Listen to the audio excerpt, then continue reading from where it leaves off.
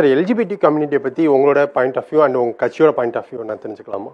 என்னது எல்ஜிபிடிக்யூஐஏ ஓரின சேர்க்கையாளர் அவர்கள மாதிரி இருக்கவங்க இயற்கைக்கு முரணானதை நம்ம வந்து ஏற்றுக்கிட்டு இருக்க முடியாது. இப்போ